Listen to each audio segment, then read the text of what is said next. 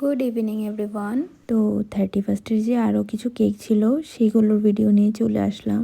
তো এটা একটা চকলেট ট্রাফল কেক ছিল, আর এই কেকটা 1.5 পাউন্ড ছিল।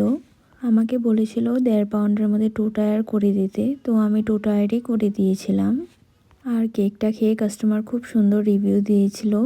আর আমাকে ডিজাইন দেয়নি, আর আমিও তেমন কিছু ডিজাইন করিনি, সিম্পলের মধ্যেই রেখেছিলাম। কেমন হয়েছে অবশ্যই জানিও। আর এখানে যে রেড কেকটা করছি, এই কেকটা একটু ইমার্জেন্সি অর্ডার ছিল, তো যার জন্য তাড়াতাড়ি করে দুটো কেক একসাথে করছিলাম। এখানে দুটো কেকই বাটারস্কচ ফ্লেভারের ছিল, তো একসাথে আমি করে নিয়েছিলাম।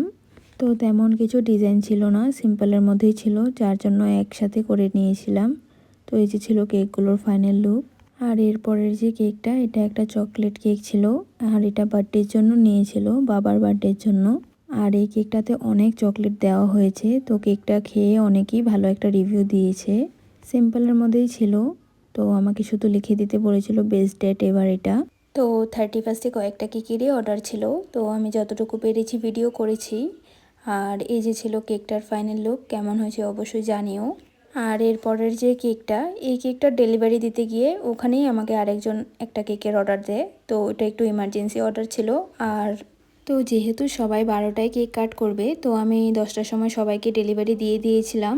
আর আমার ঘরে আস্তে আস্তে 10:30 বেজে গিয়েছিলো। তো এটা ছিল কেকটার ফাইনাল লুক।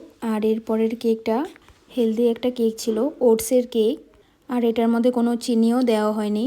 আর এই যে ছিল লাস্ট অর্ডারটা, তো এগুলোই আমার অর্ডার ছিল।